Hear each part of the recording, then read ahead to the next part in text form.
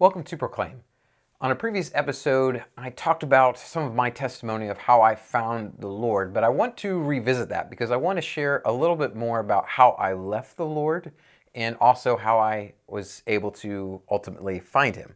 Proclaim the glory of the Lord. So this is something I've been thinking about for a while, sharing my testimony and perhaps resharing it, giving a little bit more detail on certain things, because I think it's really important for us to understand that most people, when they wake up, they're not trying to be bad or evil or wicked or do horrible things. Sometimes we kind of fall into those things, right? And I think of this story that I recently watched that really helps to put this in perspective, and it follows this young boy, and this young boy wants to be a knight.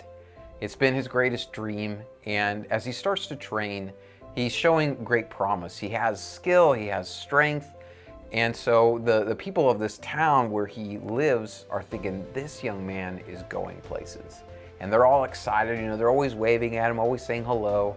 They are able to build this relationship. Well, one day, after he's done with his training, he goes home, and in the corner of his room is this spirit. And it kind of takes him off guard.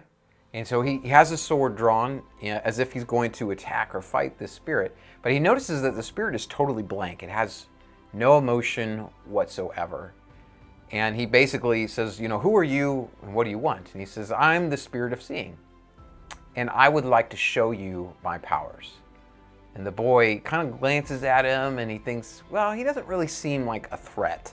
Nothing's standing out like I need to be concerned or worried about this spirit. And so he kind of puts his guard down a little bit and he says, okay, what are your powers? And the spirit says, I can show you anything that you want to see.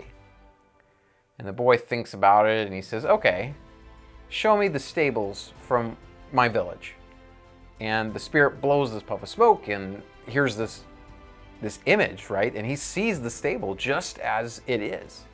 And he thinks, wow, that's kind of interesting.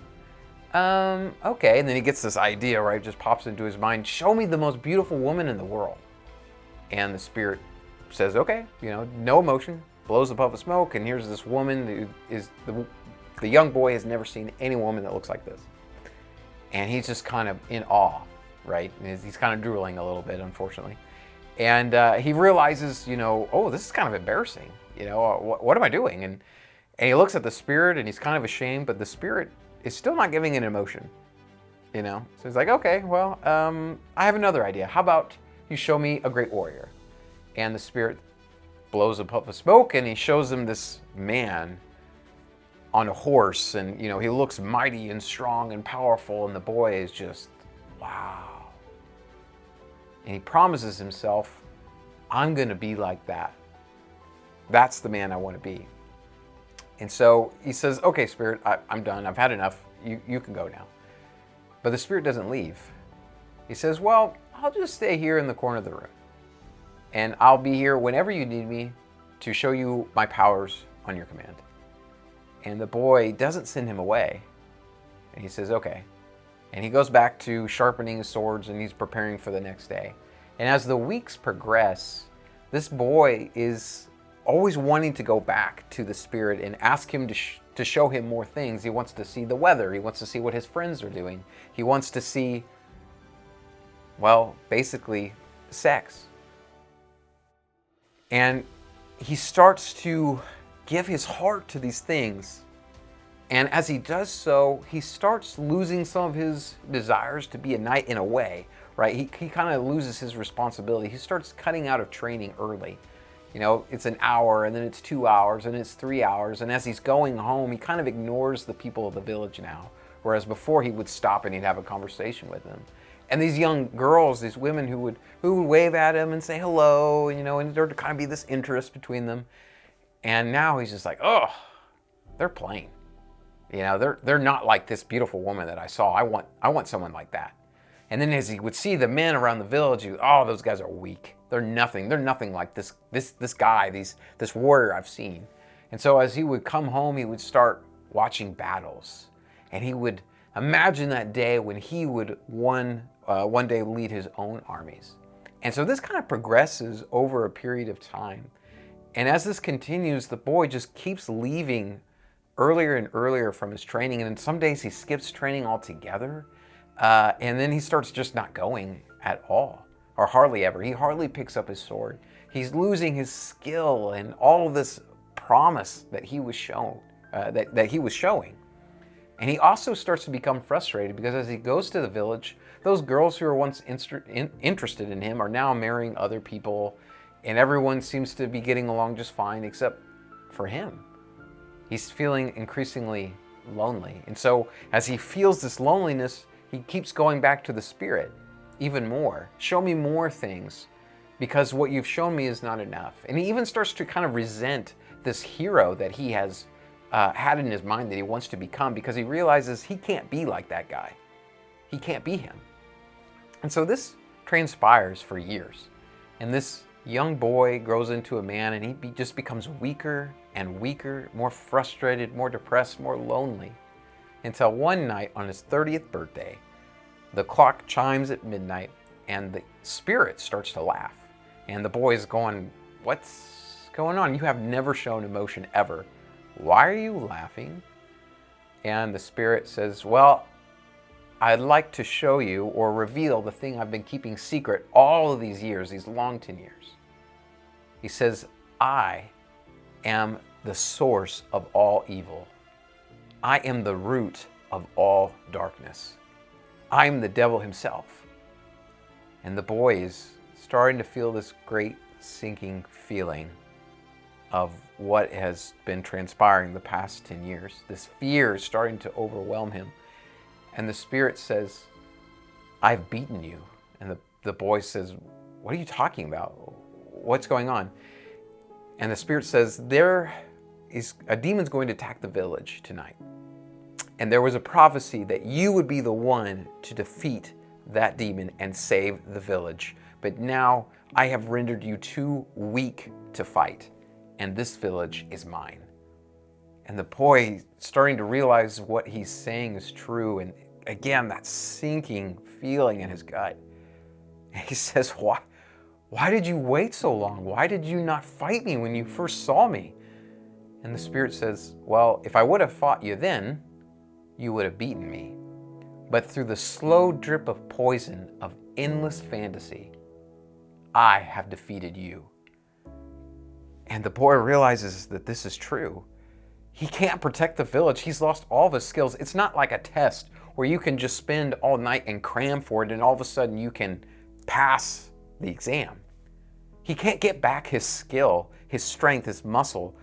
All those things are gone, and there's not enough time to correct it. He realizes the village is going to be lost, and these precious souls, these people who he's grown up and known and has loved at times, they're going to die. And so he's feeling lost. He sinks down and he's weeping, and when that loneliness tugs at him, he needs something to soothe his heart. And so he turns to the Spirit and he says, "Can I just watch one more time?" And the Spirit says, "Always." And the story concludes with this phrase, "Hell is the place where the person you are now meets the person you could have been."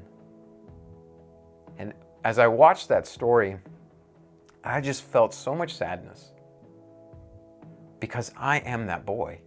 I have been that boy.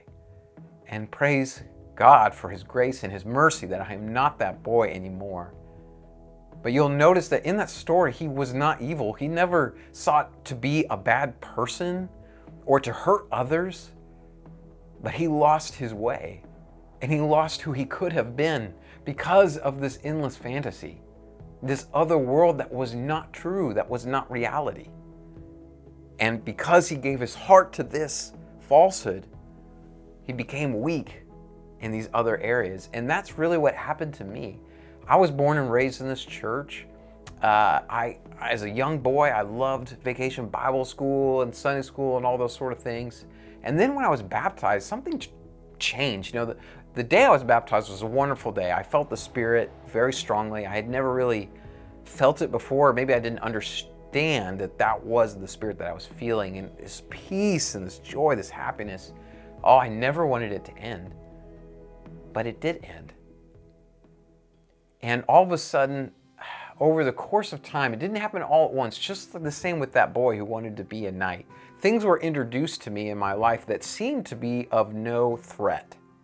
Things like sports, video games, movies, television, books.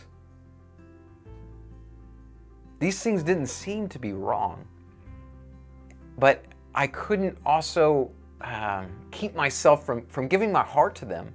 And slowly over time, I began to live in this fantasy world, and I started to hate the real world. And I hated the real world because I realized that I couldn't have this fake world.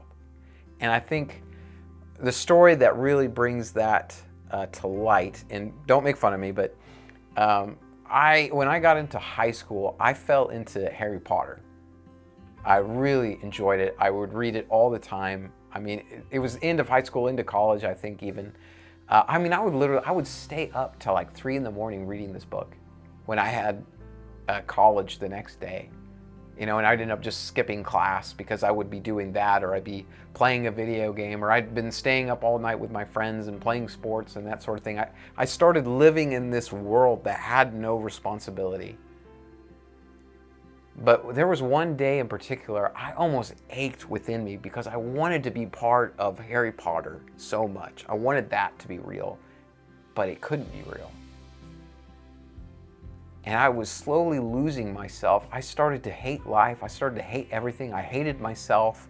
And I started doing more and more things. So because what happens in these items, whether it be video games or television or books or what have you, is there's dopamine that's released in your brain, and that's a pleasure chemical that gives you kind of joy and excitement. It kind of motivates you, and it's something that God designed. But you'll come to find that evil isn't necessarily doing bad things as much as it is doing good things in the wrong way and taking advantage of those good things.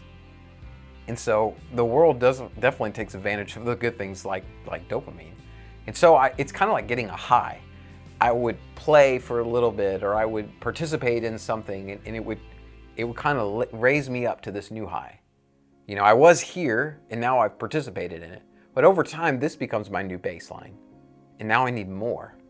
And I need more. And it keeps going, and it keeps going, and I start doing other things. I start cussing all the time. I start telling terrible jokes. I got introduced to pornography at a young age. I start watching pornography. I start having sexual relationships outside of marriage. I started drinking. I started smoking cigarettes and smoking marijuana. I even got offered to do a very hard drug, and thankfully God was watching over me in that case because I ended up not taking it. But I was willing to do it.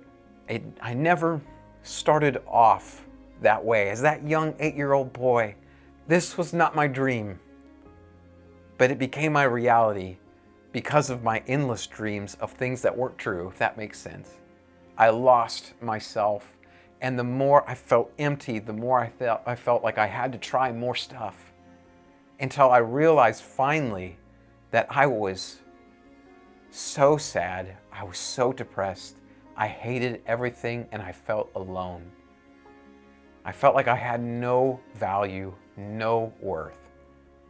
And I hope that you have never felt that way in your life. But maybe you have. And hopefully you see, or maybe you can resonate even with yourself, if maybe this is your story too. We did not set out to do bad things, to be bad people. But Satan has somewhere along the way taken us off course. And so I want to read a short scripture. This is Paul writing to Timothy, trying to encourage him in his faith. And he says, "You therefore endure hardness as a good soldier of Jesus Christ. No man that wars entangles himself with the affairs of this life, that he may please him," meaning that he may please God, "who has chosen him to be a soldier." You have been chosen to be a soldier of Jesus Christ. If you have made that covenant with God through the waters of baptism, and even if you exercise faith in Jesus Christ, and maybe you haven't made that covenant yet, You have become a soldier and God has chosen you. And Satan's ultimate desire is to do one of two things. One, he wants to keep you from the fight completely by making you think you're not in a war. And that's kind of what was happening to me. I didn't realize what was really transpiring all around me because I was lost in a fantasy land where I had no responsibility and I was not growing in my maturity at all. I was blind to what was really happening. Or number two, you realize that you're a soldier and you're trying to enter the fight, and so Satan is going to try and demoralize you. Because if it doesn't matter how much skill you have, how much provision you have, if you have no will to fight, then you're done. And so Satan wants to discourage you, to take away your hope, to call you horrible things, to point out your shame, to identify you by your sin. And he did all those things to me. The only way to be set free was through Jesus Christ. And unfortunately, the only way to snap me out of that fantasy world I was living in was to bring me low. He humbled me. So it wasn't until the end of college. I thought I was good at soccer at one time. And I was hoping to try out for a university because I'd never had any formal type of soccer before. And I was going to try out for Park University, which is very well known for their soccer. And I was encouraged to do so by the girl I was hoping to marry at one point. I had liked her, but we hadn't started dating yet. And so she convinced me to do that. And then we did start dating. And so here I am. I think I'm at the pinnacle of life. I'm getting close to the end of college, even though I had no idea what I was going to do because I was just floating through life. But I had this girl who I thought I was going to marry, and my dream was to play soccer. And maybe I could be good enough to actually do something with it if I had formal training.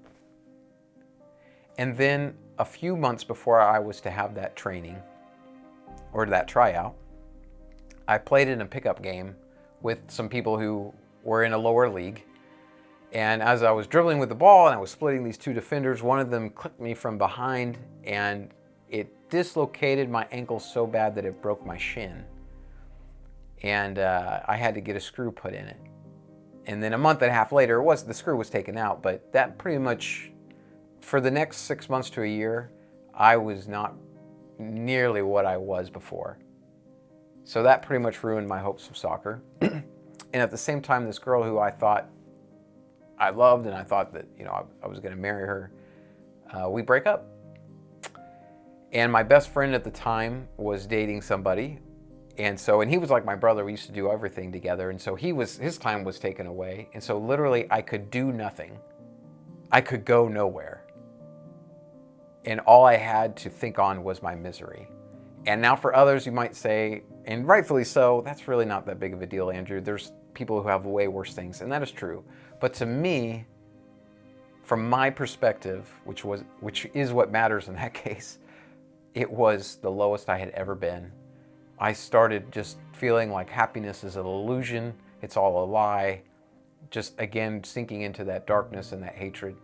And then out of nowhere, because at this time I thought I didn't even believe in God and Jesus, I didn't have any use for them, I remembered the teachings and the words of my parents, and that there was one, Jesus Christ, who promised to set us free. And as I called out to him for the first time, truly the first time probably since I was 8 years old, the pain went away instantly.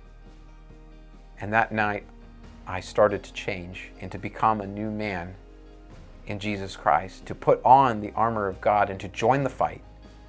And so I'm here to invite you to join the fight. God needs you in his army, and he asks you, soldier of Christ, arise. But I would add just one more thing. The life of a soldier is not an easy one. You will be met with disappointment, and you probably already have. You will still be tempted. You will still have struggles. You will still have sin. But I promise you, you will have joy of which you have never experienced before. You will have peace that passes all understanding. God will call you righteous. and he will take you into his arms. It doesn't mean that you won't suffer, but the suffering will be worth it. And as a soldier, you do not fight alone. You have your captain, Jesus Christ, but you also have your fellow soldiers. And remember that you are not alone. Satan wants to isolate you. Part of the problem with that young boy is that he didn't tell anybody what was going on, and he had no one to enter into his room to say, hey, stop this. Come and spend time with me, or let me spend time with you. You have an opportunity to be that for one another, to be able to confess your shame and your sins to one another, to do so in a loving way that you might hold each other accountable. Only in this way can we win that battle. Soldiers fight together. You need others to fight alongside of you. And again, we'd ask you and invite you to join this battle for the souls of men. Proclaim the glory of the Lord.